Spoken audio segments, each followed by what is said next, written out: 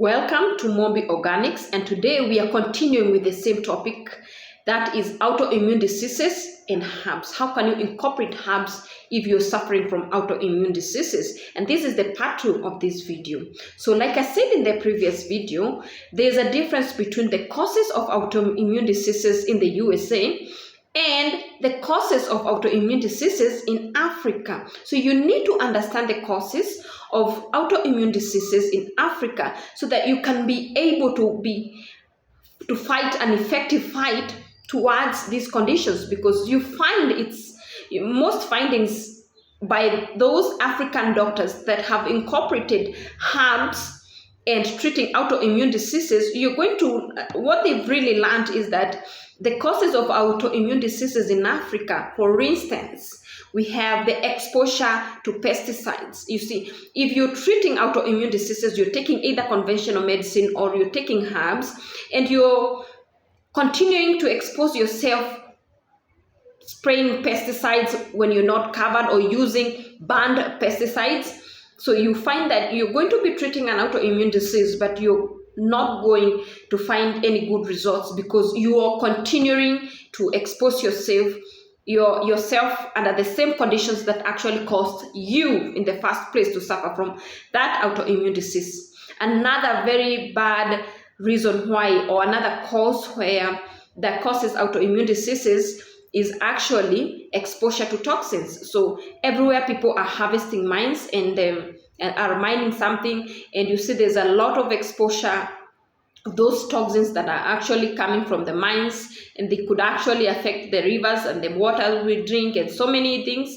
So that is another. So exposure to toxins is another good reasons why you find yourself that you're suffering from autoimmune diseases, or you're exposed to autoimmune diseases. Another great danger, by the way, and this is very serious, to those people who are nursing traumas, or you have experienced a trauma, you basically go through a lot of stress. So stress is another good reasons why people suffer from autoimmune diseases.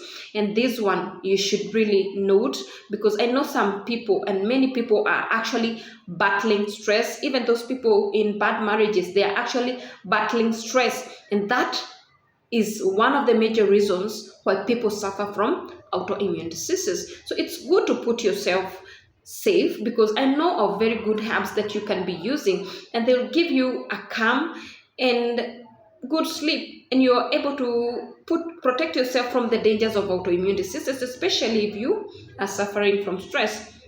So another reason or another cause of autoimmune diseases is not treating infections. Can you imagine? Like malaria, HBV, and also like HIV, EBV. So that is another cause of autoimmune diseases, where you're not treating infections because of any reasons. Maybe you know you had that infection, or you're ignoring that infections. So it is very good for you to be able to treat infections completely, so that you don't expose yourself to autoimmune disease. So you can see, if you compare these reasons that I say in Africa cause autoimmune diseases, and you look at a place like USA, the major causes of autoimmune diseases in the USA is stress. That is common with Africa. Exposure to toxins, that is also common, but there's a different types of toxins. Yes, because I know that's very debatable, but also toxins, it's common with Africa. But you see there's also an issue of genetics. People are getting autoimmune diseases because of their genetics, and also they also getting these autoimmune diseases because of diet, which is really hard in Africa, because most people in Africa take in what we call organic food, and that is something that secures or should secure them from autoimmune diseases. That is the difference between autoimmune diseases in Africa and in the USA. So you really need to understand autoimmune diseases. You need to understand your triggers, and you can also go to the comment section and actually tell me what have you learned is your trigger to autoimmune disease, because I've learned there are so many triggers and they differ from person to person. And if I go ahead and mention all of them, some of them some people are going to be raise many debates or many issues. But tell me, what is triggering you? What do you eat and then you realize that you suddenly have symptoms of autoimmune diseases, if you've learned you have autoimmune disease? And also, please get to my part 3 of this video as we understand what are the challenges of autoimmune diseases, what are the symptoms of autoimmune diseases, and how can you treat autoimmune diseases with herbs? How can you be able to reduce those flares of autoimmune diseases with herbs? Because it's something that I strongly believe that is reversible. Because how can an immune system be confused? Something must be confusing it. Like, for instance, those people who are at a very high risk of getting autoimmune diseases are those people who have a leaky gut. So you can protect yourself from very dangerous diseases of autoimmune conditions if you heal your gut. And you can heal your gut. Like, for instance, I know of some people who really hate Maasai herbs. They really hate. They say, they question the Maasai hygiene. And I really wonder, this is Maasai people who have used these herbs for very long. And one thing that the Maasai people have in advantage is that they live in indigenous places where they get these herbs. And one thing with the Maasai herbs is that before you get a herb from a tree, you really have to boil that herb. So there's no exposure to bacteria like those people who question the Maasai herbs.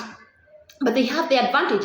I know of so many herbs that can treat so many diseases, but I cannot afford to get them. But if you're close to somebody who's like Maasai people, and you can get these herbs that they boil from these trees, please stop playing the hygiene person and you have a disease, because you should.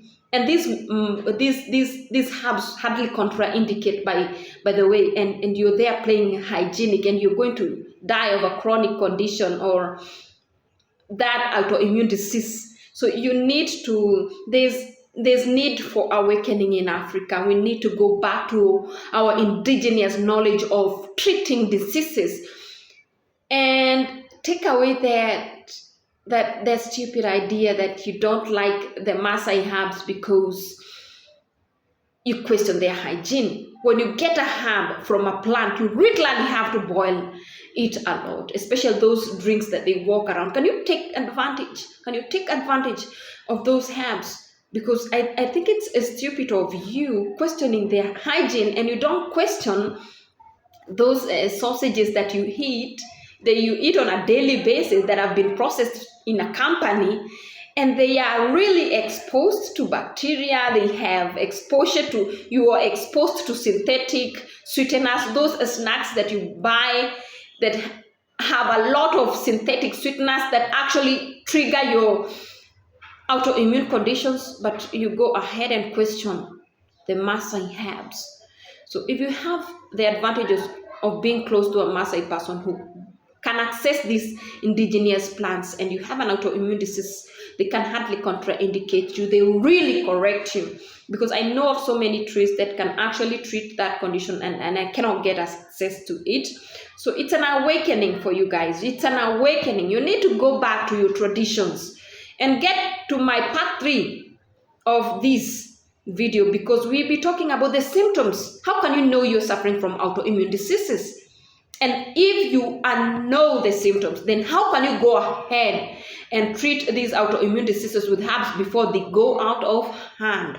So get to my part 3 of this video and you'll understand better.